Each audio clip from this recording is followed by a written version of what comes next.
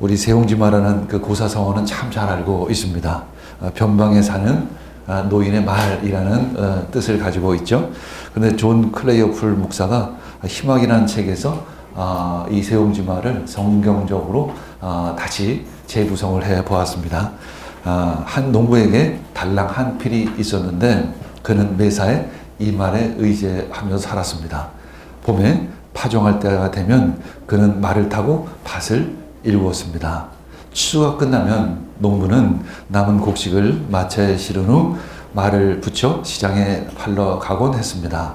이제 안장을 얹은 말은 그의 더없는 장거리 여행 수단이 되었죠. 그 농부의 삶에서 말이 참 중요한 구심적 역할을 하지 않은 때는 하루도 없었습니다. 어느 날 오후 이제 벌 한 마리가 말의 목덜미를 쏘았습니다. 깜짝 놀란 말은 농부의 집을 뒤로하고 언덕으로 달아나 버렸습니다. 농부가 말을 잡으려고 했지만 다 헛사였습니다. 얼음이 내려앉아 집으로 돌아온 노인은 애지중지하던 말이 달아났다고 아내에게 고백했습니다. 구경거리라고는 가뭄에 콧물나듯 하는 중국 내지 한 조그만 마을에서 이 사건은 큰 화제가 되었습니다. 다음 주에 농부가 길을 나서자 이웃 사람들은 고개를 저으며 아니 말을 잃어버렸다면서요. 정말 참 안 되었군요. 라고 위로를 했습니다. 그러자 농부는 어깨를 으쓱하면서 이 일이 축복일지 저주일지 어떻게 알겠어? 라고 응수했습니다. 이제 일주일 후 농부가 기절초풍할 만한 일이 벌어졌습니다. 그가 끔찍이도 사랑했던 말이 돌아온 것입니다. 그것도 농부가 평소에 항상 언덕 위에서 보았던 야생마들 6마리를 끌고 왔던 것입니다. 호박이 넝굴채 굴러 떨어져 온 셈이었습니다. 이 소식을 들은 마을 사람들은 횡재하셨다면서요. 거참 잘 되었네요 하고 부러워했습니다. 그러나 농부는 어깨를 또 다시 으쓱하고는 이 일이 축복일지 저주일지 어찌 알겠소 이렇게 응수했습니다. 이제 농부의 아들은 이 굴러온 이 복을 어떻게 할까 아주 즐거운 고민을 하기 시작했습니다. 이제 생각 끝에 이 야생마를 좀 길들여 보아야 하겠다라고 생각해서 본인이 이제 말 안장을 얹고 이제 야생마를 타고 이 말을 길들이기 시작하려고 했습니다. 그러나 일이 서툴렀던 그 아들은 그 말에서 떨어져서 그만 다리를 다치고 말았습니다. 아들이 낙마했다는 소식이 퍼지면서 농부가 가는 곳마다 마을 사람들은 동정을 표했습니다. 그러자 노인은 또 말했습니다. 이것이 축복인지 저주일지 어떻게 알겠소? 이제 2주 후에 나라에 큰 전쟁이 일어났습니다. 그 신체 관장한 남자들은 모두 전쟁에 갔습니다. 농부의 아들도 다치지 않았다면 군대에 불려갔을 것입니다. 전쟁이 나간 사람은 모조리 다 전사하고 말았습니다. 그때 마을 사람들이 또 몰려와서 말합니다. 어르신, 아들이 불구가 된 것은 축복이었습니다. 목숨을 건졌으니까 말입니다. 노인은 한결같이 또 이렇게 말합니다. 이 일이 축복일지 저주일지 어찌 알겠소. 우리들에게는 항상 어떤 일이 생깁니다. 좋은 일이 있을 수도 있고 나쁜 일이 있을 수도 있습니다. 그러나 주님 안에서 우리는 그것이 진정 축복이 될 수 있도록 우리는 기도해야 될 줄 믿습니다. 그래서 그것이 기도의 비밀이고 우리는 기도를 통해서 하나님의 비밀을 하나님의 축복을 받는 자가 되어야 될 줄 믿습니다. 로마서 8장 28절 읽겠습니다. 하나님을 사랑하는 사람들 곧 하나님의 뜻대로 부르심을 받는 사람들에게는 모든 일이 서로 협력해서 선을 이룬다는 것을 우리는 압니다. 이제 바울은 이제 전도 여행을 떠나기 시작을 합니다. 50년 4월부터 52년 11월까지 한 2년 7개월 동안에 걸친 긴 전도 여행을 시작하는 것입니다. 그런데 그건 처음부터 계획한 일이 아니었습니다. 그저 지난번에 방문했던 1차 전도 여행 때 방문했던 그 지역들, 구브로섬, 또 비시디아 안디옥, 이런 지역들을 다시 한번 좀 돌아보자. 이렇게 바나바에게 제안을 했었는데 성령께서 전혀 계획하지 않은 방향으로 급선회 시켜 버린 것입니다. 그래서 도리어 큰 지경을 향해서 바울 사도는 2차 전도 여행을 시작하게 되는 것입니다. 우리도 같이 아주 가끔 처음에는 아주 작게 계획했는데 성령님께서 일을 크게 하시는 경우가 있습니다. 그런데 성령님께서 난감한 일 또는 어처구니 없는 일을 통해서 일을 꺾으시는 경우가 있습니다.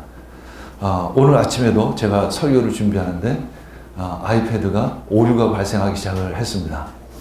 물론 우연일 수도 있겠죠. 그러나 저는 그런 작은 일에도 기도합니다. 혹시 주님의 어떤 사인이 있으십니까? 저는 그렇게 기도를 하죠. 가끔 중요한 미팅이 있는데 차가 고장이 나서 난감한 경우가 있습니다. 이때 우리는 당황하기보다는 혹시 주님의 어떤 특별한 뜻이 있으십니까? 라고 기도해야 될 줄 믿습니다.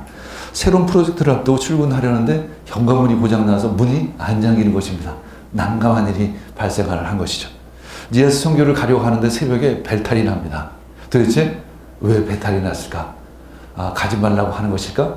아니면 진짜 좋은 일이 있을까? 우리는 그때 기도해야만 합니다. 교회에서도 어떤 부흥이 일어나기 전에 어떤 사소한 다툼이 일어나서 서로의 감정을, 마음을 상하게 할 때가 있습니다. 우리는 이때 나의 감정을 돌아보는 것이 아니라 도대체 하나님의 뜻이 어디 있을까? 하나님께서 더 큰 축복을 주시려고 이러는 것은 아닐까?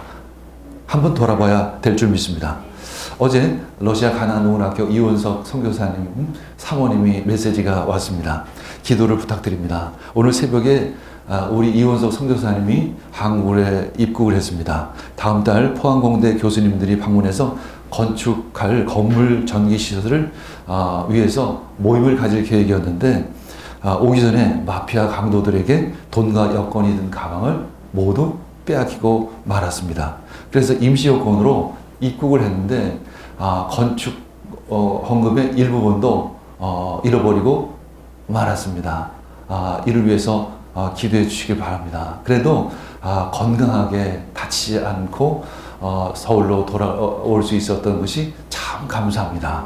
이렇게 메시지가 왔습니다. 참 안 좋은 일이죠. 그러나 우리는 하나님 안에서 혹시 이것이 더 좋은 일로 주실 하나의 통로가 되지는 않을까? 우리는 기도해 봐야 하는 것입니다. 도대체 이 안에는 하나님의 뜻이 무엇이 있을까? 혹시 나로 하여금 겸손하게 하라고 하는 사인은 아닐까? 등등 우리는 하나님의 뜻을 구해야만 하는 것이죠.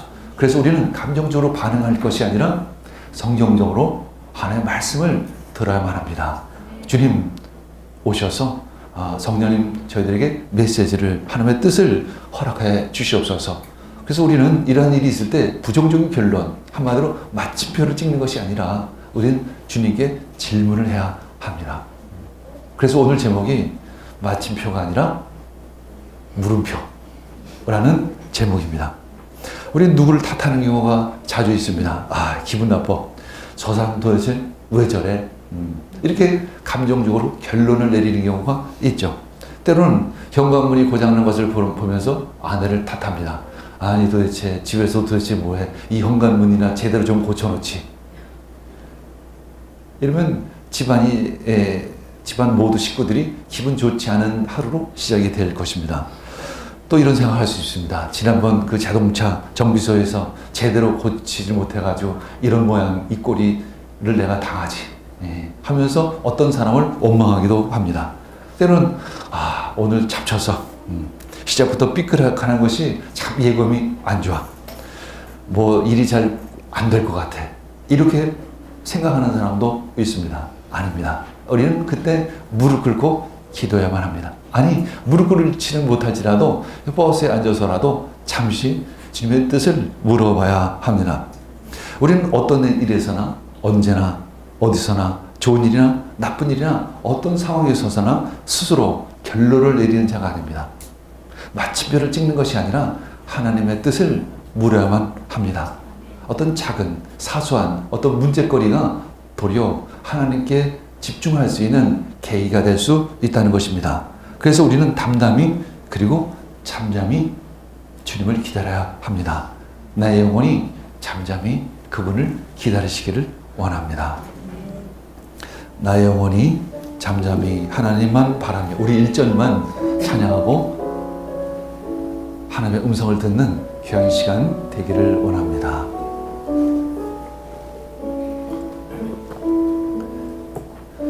나의 영혼이 잠잠히 하나님만 바라며 나의 구원이 그에게서 나는도다.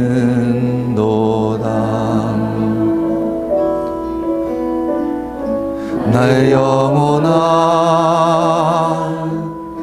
잠잠히 하나님만 바라라. 나의 소망이 저에게서 나는도다.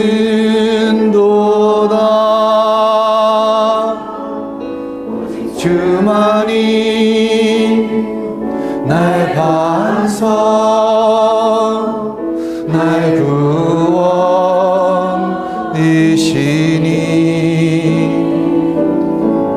오직 주만이 나의 반석 내가 요동치 아니하리.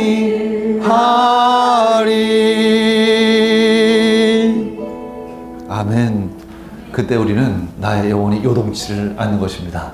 우리가 감정적으로 반응할 때는 내가 요동할 수밖에 없지만 하나님의 뜻으로 반응할 때 우리들의 신앙, 우리들의 믿음 안에서 나의 마음이 깊이 뿌리 내릴 수 있는 것입니다. 이제 바울과 바나바가 1차 전도 여행을 성공적으로 마친 후에 한 1년여의 시간이 지났습니다.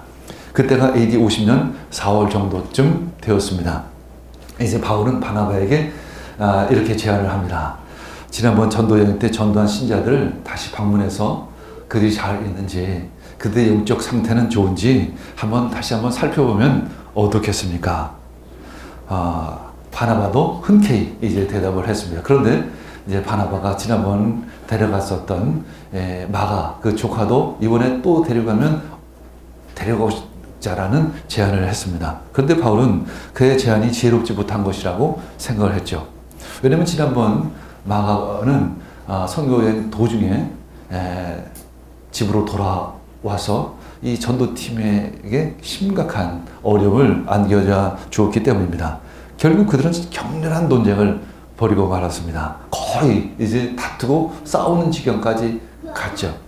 아마도 바나바는 사람을 굉장히 소중히 여기다 못해 사람에게 좀 집착하는 경향이 좀 있지 않나 그런 생각도 해봅니다. 사람을 너무 배려해서 일을 그르치는 그 스타일이 가끔 있죠.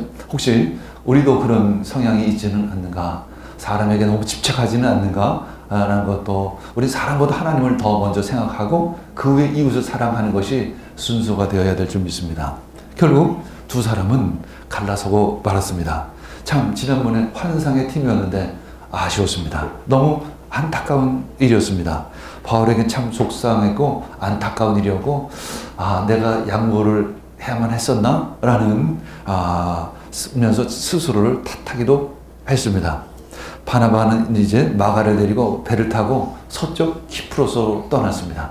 배를 타고 구브로 섬이라고 이야기하는 이제 키프로 섬, 바나바의 고향이기도 하죠. 지난번 1차 전도 여행 때 첫 번째 목적지이기도 했었습니다. 이제 바나바는 원래 계획대로 바울이 권면했었던 것처럼 지난번 전도지를 돌아보기 위해서 배를 타고 구브로 섬, 키프로 섬으로 떠나갔던 것입니다. 이제 바울은 다른 한 사람, 그 신라를 택해서 육로를 따라 북으로 올라가기 시작했습니다. 참 바나바는 배를 타고 섬으로 가고 이제 바울은 걸어서 육로를 따라서 북쪽으로 올라가기 시작했습니다. 안타깝게도 이 분열로 말미암아 바울은 많은 걱정을 했습니다. 참 바나바가 경험이 많은데 바나바가 참 사람들을 잘 설득하고 안고 잘 좋은 관계를 맺는데 나는 사람과 좋은 관계를 맺지 못하는데 어떻게 하지? 이런 등등 여러 가지 걱정들을 했습니다. 그런데 성경의 해석은 우리의 생각과는 전혀 다르죠. 사도행전 15장 41절 읽겠습니다. 그래서 모든 교회를 튼튼하게 하였다. 마지막 절입니다. 이어서 적혀져 있는 성경 말씀은 도리어 모든 교회를 튼튼하게 하였다는 것입니다. 우리가 생각했던 것은 분열이고 우리가 생각했던 것은 싸움이었지만 도리어 그것이 하나님께 합력하여 선을 이룬 것입니다. 로마서 1장 16절 읽겠습니다. 이 복음은 시작. 이 복음은 모든 믿는 자에게 구원을 주시는 하나님의 능력이 됩니다. 우리의 능력으로 이 땅을 살아가는 것이 아니라 하나님의 능력으로 살아가는 것입니다. 우리는 믿음 안에 살아가는 것이 아니라 살아가는 것이지 내 감정으로 살아가는 것이 아닌 것입니다. 이제 결국 지난번 1차 전도여행 때의 지역은 자연스럽게 바나바가 맡게 되고 이제 바울 사도는 계획이 없었던 2차 전도 여행을 시작하게 됩니다. 성령은 바울로 하여금 새로운 개척지를 밟게 하는 것이죠. 이제 다소, 더베, 루스트라, 이고니온, 비시디아, 안디옥, 이제 아시아, 터키 지역을 지나서 무시아, 두로아, 이제 유럽 대륙까지 향하게 됩니다. 그러나 이것은 전혀 바울에게는 계획이 없었던 일이라는 것을 우리는 기억해야 합니다. 니아스에서 우리는 가나안 운동을 펼치고 있습니다. 우리 크누시트리 근처에 니아스 가나안 동문학교를 세웠죠. 참 언덕 위에 바다가 내려다 보이는 참 좋은 곳에 위치한 그 아름다운 건물입니다. 그러나 바울 목사님이 참 그것을 열심히 잘하고 있지만 한 가지 한계가 있었죠. 지경을 넓히지 못하는 그런 어려움, 그런 한계가 있었습니다. 그래서 제가 보기에는 이곳에만 있어서는 안 되겠다. 그래서 뚫룩달람 지역으로 가서 그 지역 전체를 돌아보면서 지역 개발 사업을 그리고 성령 운동을 시작하게 된 것입니다. 만약에 방화 목사가 그 지역을 더 잘했었다라고 하면 어쩌면 우리는 언덕 위에 하얀 집을 꾸며놓고 그곳에서 누리면서 우리는 가끔 여름에 휴양차 그곳에서 좋은 시간을 보내고 있었을지도 모르겠습니다. 우리는 도리어 우리들의 어려움이, 우리들의 문제가, 우리들의 한계가 도리어 그것을 넘었을 때 하나님은 우리들의 지경을 더 크게 하는 것을 바라보게 됩니다. 성령님은 우리로 하여금 머물게 하지 않으십니다. 항상 움직이십니다. 오늘 아침에도 이렇게 아침에 기도하고 있는데 특별히 어제 새벽에 비가 내린 후에 산에서부터 저희 집이 이제 안산 자락에 있기 때문에 산에서부터 산들바람이 불어오기 시작을 했습니다. 그때 저는 기도했습니다. 이 자연의 바람과 함께 성령의 바람도 함께 불어주십시오. 그래서 저희들 심령 가운데 오늘 주일 예배 가운데 성령의 임재로 성령의 충만함으로 가득하기를 원합니다. 가끔 자주 이 성령님을 바람으로 비유하기도 합니다. 제가 경험한 성령님도 역시 바람이십니다. 바람은 움직이십니다. 바람에는 자유함이 있습니다. 바람에는 힘이 있습니다. 바람에는 능력이 있습니다. 그래서 바람은 우리를 어디론가 이끄신 것 같은 느낌이 들 때가 자주 있죠.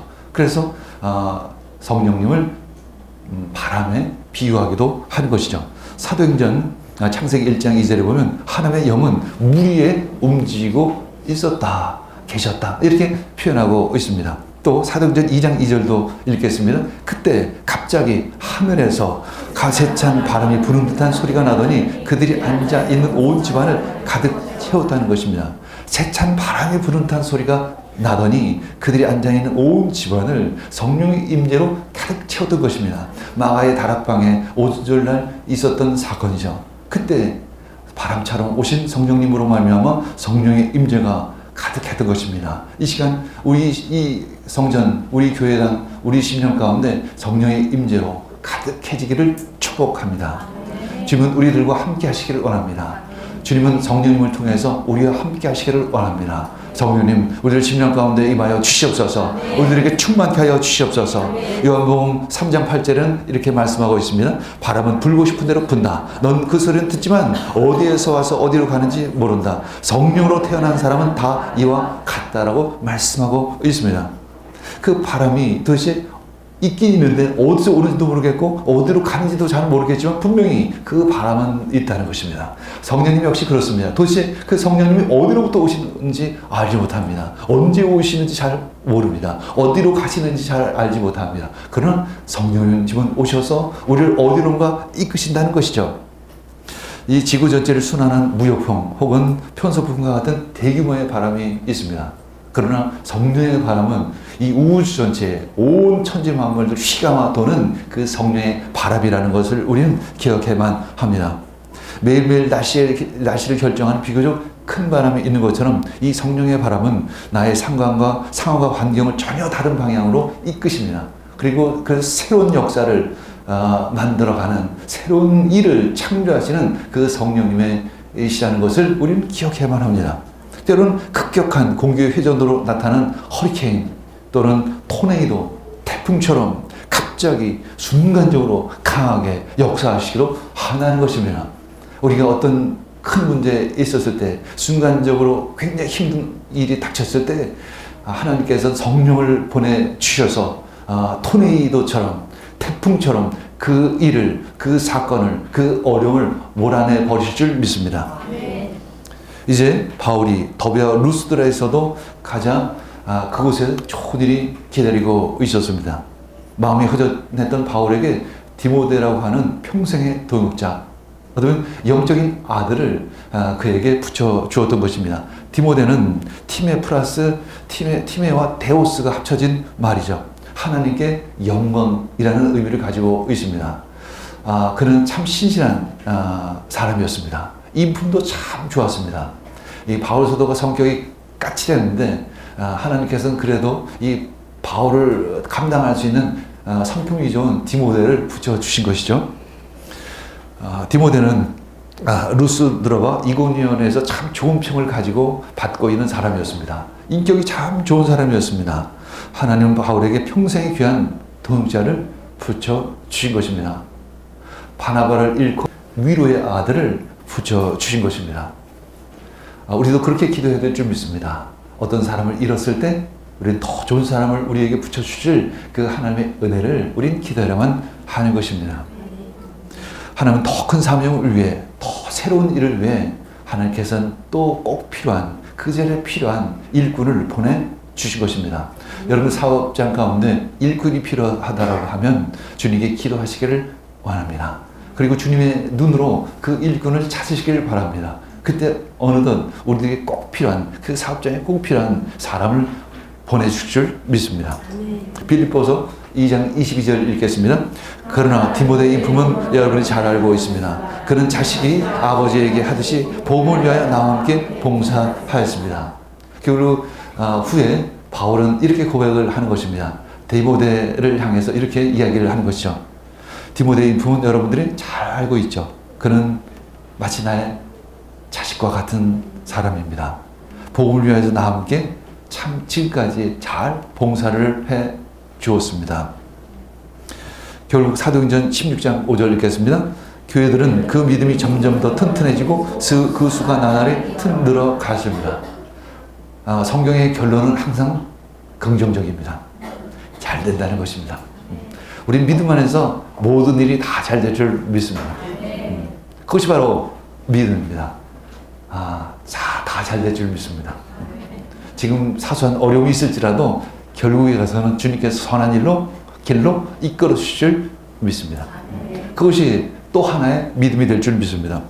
이제 교회가 영적으로 성장했다는 것입니다. 그 믿음이 더 튼튼해졌다는 것입니다. 이것은 바로 질적인 성장을 의미하는 것이죠. 또한 그 수가 나날이 늘어갔다는 것입니다. 양적인 성장을 의미하는 것입니다. 교회는 질적인 성장도 중요하고 양적인 성장도 중요합니다. 양적인 성장도 중요하고 또한 질적인 성장도 중요하다는 것입니다. 물론 어느 한 곳에 치우쳐서는 안 됩니다. 조화롭게 균형 감각을 가지고 성장을 취해 나가야 될 줄 믿습니다. 우리 역시 마찬가지죠. 돈만 많이 버는다고 다 좋은 일은 아닙니다. 세상에서 출세를 해야 합니다. 그러나 우리들의 믿음, 우리들의 인격도 매일매일 성숙해져 나가야 할 줄 믿습니다.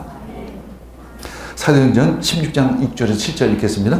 아시아에서 말씀을 전하는 것을 성령이 마시키심으로 그들은 부르기아와 갈라디아 지방을 거쳐가서 무시아에 가까이 이르러서 비두니아로 들어가려고 하였으나 예수의 영이 그것을 허락하지 않으셨다.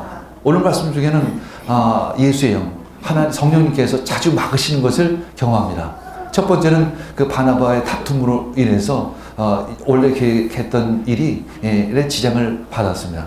그런 하나님께서 더 좋은 길로 인도하셨죠. 근데 이번에도 또 그 예수의 영이 허락하지 않았다. 예수의 영은 성령의 또 다른 이름입니다. 아시아를 가려고 이제 서쪽으로 방향을 잡았으나 성령이 그곳에서 막았습니다. 비두니아로 가려고 이 북쪽으로 방향을 틀었으나 또 예수의 영이 가로막습니다. 남쪽으로 가자니 그쪽에서는 이제 바나바가 선교 여행을 이미 시작하고 있었고, 동쪽으로 가자니 집으로 돌아갈 수는 없었고, 동서남북이 다 막혀버렸던 것입니다. 도무지 어떻게 해야 할 것인가? 이때가 바로 기회인 것입니다. 이때가 주님을 찾을 때인 것입니다. 주님은 우리를 어떤 궁지로 몰아갈 때가 있습니다. 막다른 골목으로 몰아갈 때가 있죠. 그때 우리는 바로 주님을 찾을 때입니다. 동서남북이 다 막히면 뚫린 곳이 딱 한 군데 있습니다. 하늘입니다. 하나님을 바라보고 우린 그 안에서 하나님의 뜻을 구하고 소망을 찾아야 하는 것입니다. 사도행전 16장 8절 10절 읽겠습니다. 그래서 그들은 무시아를 지나서 드로아에 이르렀다. 여기서 밤에 바울에게 환상이 나타났는데 마게도냐 사람 하나가 바울 앞에 서서 마게도냐로 건너와서 우리를 도와주십시오 하고 간청을 하였다. 그 환상을 바울이 본 뒤에 우린 곧 마게도냐로 건너가려고 하였다. 우린 마게도냐 사람들에게 복음을 전하기 위하여 하나님께서 우리를 부르신 것이라고 확신하였기 때문이다. 이 마게도니아는 지구로 말하는 유럽 지역을 얘기합니다. 지금까지 바울서는 아시아 지역을, 소아시아 지역을 중심으로 전도 여행을 했죠. 그것도 터키를 지금으로 얘기하면 터키가 중심이 되어지는 그 지역을 지금 돌고 있는 것입니다. 도무지 지금 갈 바를 알지 못하고 있는 거죠. 이 그림에서 보면 빨간색으로 칠해져 있는 그 지역을 지금 어떻게 할지 몰라서 돌고 있는 것이죠. 그러다가 이 드로아 항에 도착하게 됩니다. 이 드로아 항은 소아시아와 유럽이 연결되는 교통의 이호지입니다. 이제 실제로 콘스탄틴 로마 황제는 이 수도를 이 지역으로 옮기려고 처음 계획했었죠. 그러다가 이제 콘스탄티노플, 지금의 터키의 수도인 이스탄불을 발견하게 되면서 그 계획이 취소가 됩니다. 그러면서 이 드로아는 당시에 굉장히 크고 번성한 도시였는데 그로부터 쇠퇴하고 말았습니다. 결국 이제 바울은 저 그림 속의 남자가 바울이라고 생각하시길 바랍니다. 이제 저 바울이 저 지중해를 바라보며 무슨 생각을 했을까? 하나님은 도대체 북쪽도 막고 동쪽도 막고 서쪽도 막고 다 막으시고 결국은 드로아항까지 이끄신 것입니다. 그리고 바다 한 곳까지 몰고 오셔서는 저 앞에 앉아서 바다를 향해 바라보게 하십니다. 왜 성령님은 말씀하지 않으시고 어떤 계획을, 하나님의 뜻을 분명하게 미리 말씀하지 않으시고 드로아까지 오게 하셨을까? 바울서는 지금 지중해 그 바다를 바라보며 도대체 무슨 생각을 하며 기도했을까? 바울은 서쪽 아시아로 가려는 것도 막으시고 북쪽으로 가려는 것도 막으시고 이제 이곳 드로아에 와서야 이제 그 비전을 보여주실까? 도대체 어떤 계획이 있으실까? 하나님은 아브라함에게 축복을 주시기 전에 하나의 시험을 주시죠. 너의 아들 이삭을 데리고 모리아 산으로 올라가서 그 아들을 번제로 바쳐라. 그리고 아브라함은 그 말씀에 순종을 합니다. 그리고 그 다음날 새벽에 일찍 일어나서 아들을 데리고 이제 조랑말을 끌고 이제 모리아 산으로 올라갑니다. 모리아 산 정상에서 아들 이삭을 잡으려고 했을 때 하나님께서 그 사자를 보내셔서 됐다. 너의 믿음을 내가 보았다. 너의 순종을 내가 보았다. 하시면서 그에게 큰 축복을 주십니다. 큰 비전을 주시죠. 창세기 20장 18절 읽겠습니다. 네가 나에게 복종하였으니 세상 모든 민족이 너의 자손의 덕을 입어서 복을 받게 될 것이다. 왜 하나님께서는 굳이 그 모리아산 정상까지 올라가게 하셨을까? 모리아산에서 바라보면 모든 지경이 보이게 될 것입니다. 온 땅이 바라보이게 될 것입니다. 그 땅 꼭대기 위해서 하나님께서는 하나의 축복을 주시는 것입니다.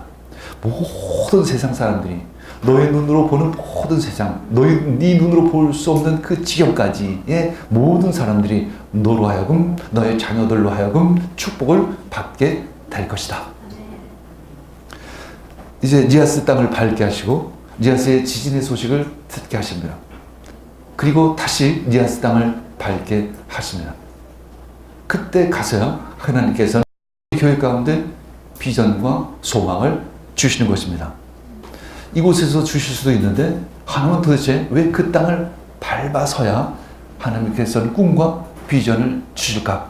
하나님께서는 앉아있는 사람에게 주시는 것이 아니라 움직이는 사람에게 주십니다. 믿음의 행동을, 믿음의 순종을 하는 사람에게 비전을 주시고 축복을 주신다는 것입니다. 왜 나에겐 분명히 나의 인생의 길을 보여주지 않을까? 우리 청년들은 그런 기도를 합니다. 왜 나에겐 꿈과 비전이 없을까? 하나님은 왜 나에게 비전을 주시지 않을까? 왜일까요? 우리가 움직이지 않았기 때문에 그렇습니다. 우리가 작은 순종을 하지 않았기 때문에 그런 것입니다. 모리아 산에 올라가야만 모든 지경이 보일 수 있고 그 하나님께서는 그 지경을 바라보시면서 우리들에게 그 비전과 꿈과 축복을 주시는 것입니다. 하나님께서는 바울로 하여금 이 두로와 항으로 몰고 와서 이 지중해 바다를 바라보며 지중해 건너편에 있는 유럽 그 대륙을 바라보고 있을 때 바울 사도에게 꿈과 비전과 축복을 주시는 것입니다. 창세기 15장 5절 읽겠습니다. 주님께서 아브라함을 데리고 바깥으로 나가서 말씀하셨다. 하늘을 쳐다보아라. 네가 셀 수 있거든 저 별들을 세어보아라. 그리고 주님께서 아브라함에게 말씀하셨다. 너의 자손이 저 별들처럼 많아질 것이다.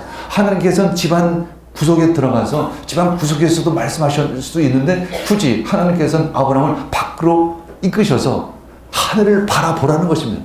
하늘을 바라볼 때 음성이 들려오는 것입니다.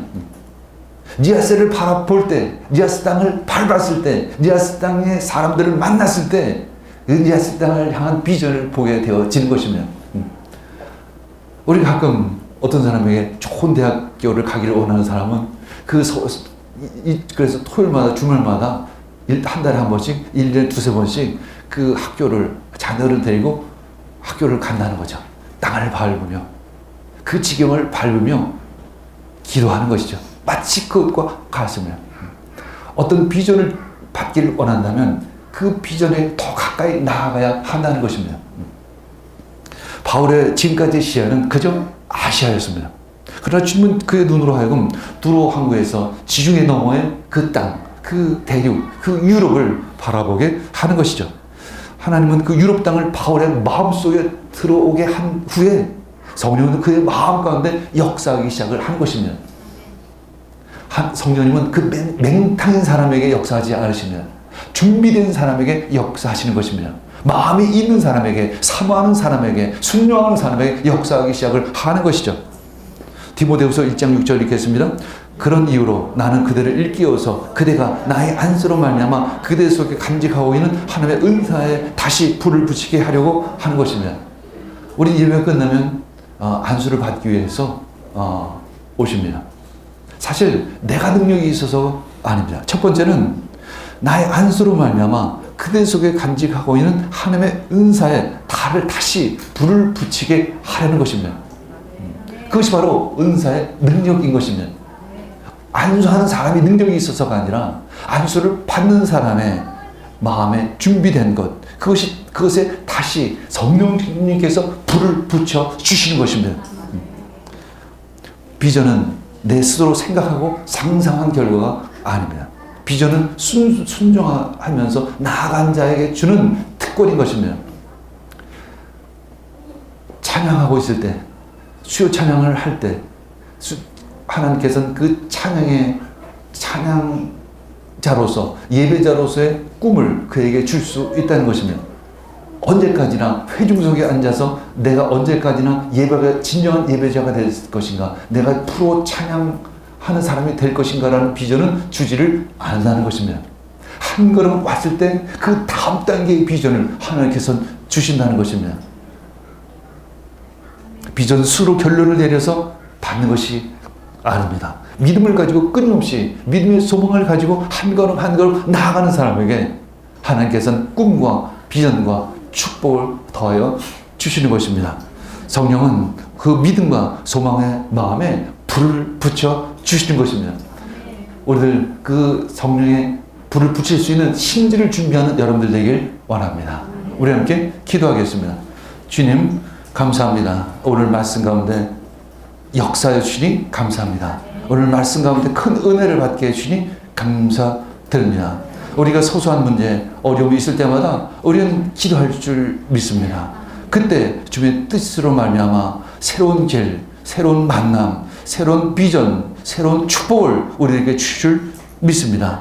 하나님, 그 축복은 가만히 앉아있을 때 받는 것이 아니라 내가 믿음으로 움직일 때, 믿음으로 행동할 때, 믿음으로 나아갈 때 주님께서 주실 믿습니다. 주님 감사드립니다. 하나님의 능력 가운데 살아가는, 믿음 안에 살아가는, 하나님의 주시는 그 성령 안에서 살아가는 우리 모두가 되기를 원합니다.